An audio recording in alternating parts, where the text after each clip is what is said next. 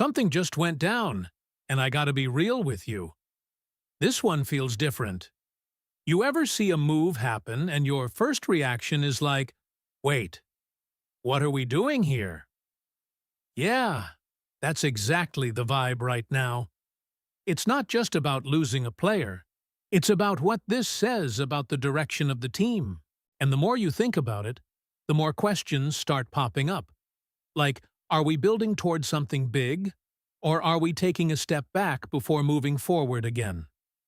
This is discussed in much more detail in this video, so without further ado, click the like button and don't forget to tell me your opinion in the comments. The kind of move that makes you rewind the tape and ask if you really just saw it happen. Because the Minnesota Vikings have just reshaped their defense in the middle of draft night, sending Jonathan Greenard to the Philadelphia Eagles in a deal that nobody saw coming. And the deeper you dig into it, the more questions start to surface. According to the details from the live draft coverage, this wasn't just a simple player-for-picks swap. Greenard is heading to Philadelphia with a brand-new 4-year, $98 million extension waiting for him, while Minnesota receives 2 third-round picks and, surprisingly, had to attach a 7th-rounder to complete the deal. That alone is enough to raise eyebrows across the league, especially considering the caliber of player the Vikings just moved. And here's where things get even more intriguing. Insider Adam Schefter reported that this trade frees up roughly $34 million in salary cap space for Minnesota. That's not a small adjustment. That's a strategic shift. Whether that number applies strictly to 2026 or is spread across multiple seasons, one thing is clear. This wasn't just about draft capital. This was about financial flexibility and long-term planning. But let's talk football for a second, because this is where the tension really builds. Greenard wasn't just another name on the roster. He was widely viewed as a top 15 edge rusher in the NFL, a player who consistently generated pressure, even if the sack numbers didn't fully reflect his impact last season.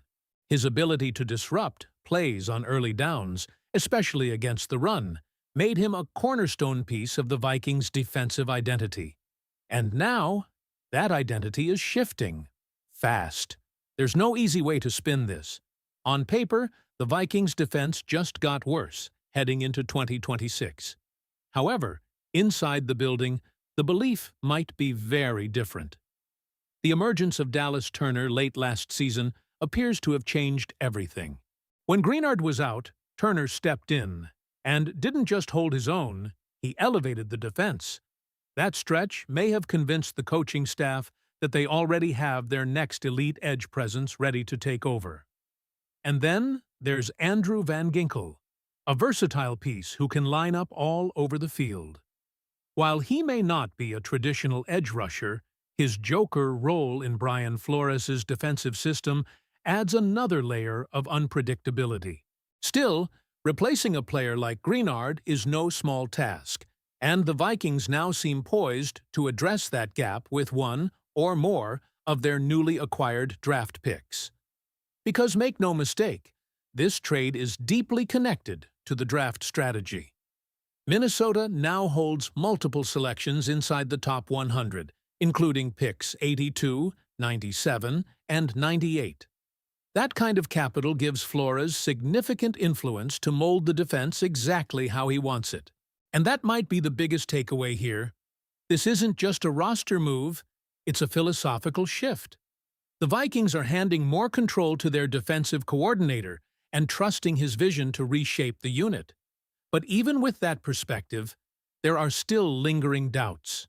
Why move on from a proven pass rusher for what many would consider underwhelming compensation?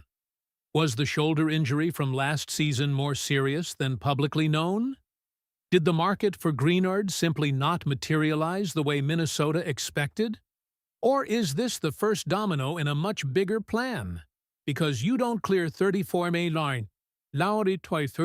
million in cap space on draft night without something else in mind. There's already speculation about potential extensions for key players, or even another major move on the horizon. The timing, the structure, the financial implications, it all suggests that this story isn't finished yet. And that's what makes this moment so fascinating. This isn't just about losing a player, it's about what comes next. So now I want to hear from you, Vikings fans, because this is one of those decisions that can define a season. Do you believe this was the right move for the future of the team, or did Minnesota just give away too much talent for too little in return?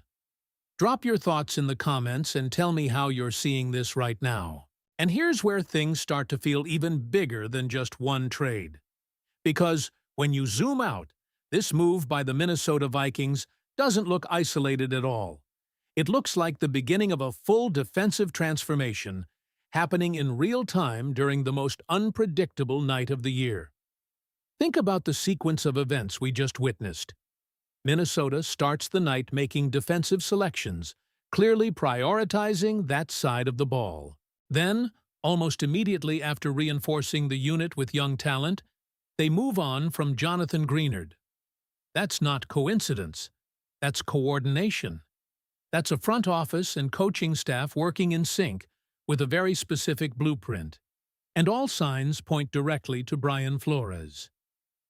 For the first time since arriving, Flores now appears to have full influence over how this defense is being constructed. The players coming in fit his aggressive, versatile style. The players going out, like Greenard, might not fully align with the direction he wants to take, especially when factoring in contract value versus schematic flexibility. But let's not ignore the risk here. You're talking about moving a proven, high-level edge rusher, someone who consistently pressured quarterbacks, even in a down statistical year where he finished with just 3 sacks. Pressure rate matters. Disruption matters. And Greenard brought both. Taking that out of your lineup isn't something you just replace overnight, even if you believe in the upside of Dallas Turner. Now, internally, the Vikings clearly do believe in Turner, and not just a little. The expectation being floated? Double-digit sacks. Around 12.5 as a potential benchmark for 2026. That's not a modest projection. That's a statement. That's the organization essentially saying, this is your defense now.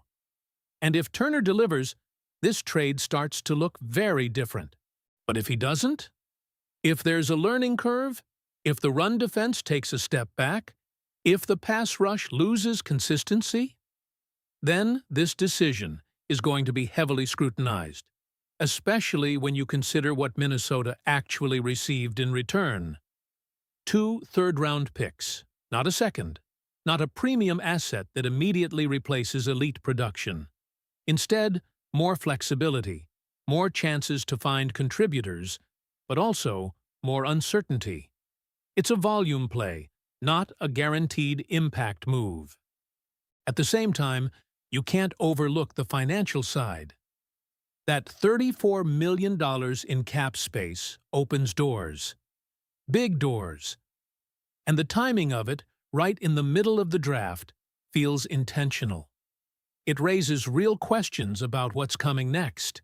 Are the Vikings preparing extensions for cornerstone players?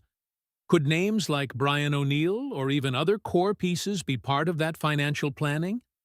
Or is this about external additions, positioning themselves to strike if an opportunity appears on the market? Because teams don't usually make this kind of cap-clearing move unless they're planning to use it. And then there's another angle that fans are starting to whisper about. What if 2026 isn't being treated as an all-in year? What if this is a transition season? It sounds bold, maybe even uncomfortable to admit, especially with elite talent like Justin Jefferson on the roster. But when you trade a top defensive piece, stockpile mid-round picks, and prioritize financial flexibility, it does start to look like a recalibration, not a collapse, but a reset with a longer-term vision. And yet, the Vikings are still very much in this draft. Multiple top 100 picks still to come. Key defensive positions still needing reinforcement. Edge rusher, safety, depth across the board. Prospects like run stoppers and versatile defenders are still available. And it would not be surprising at all if Minnesota uses at least one of those picks to directly address the hole left by Greenard.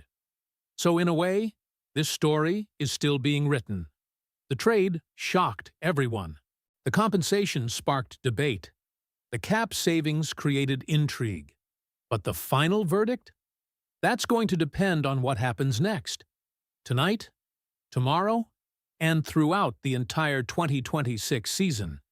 Because if those picks turn into impact players, if Dallas Turner becomes a star, if Brian Flores builds a top-tier defense out of this new foundation, then this moment will be remembered as the turning point. But if not, this will be the trade everyone looks back on and says, that's where things went sideways. So now, it's all on the table. The vision is clear, even if the outcome isn't.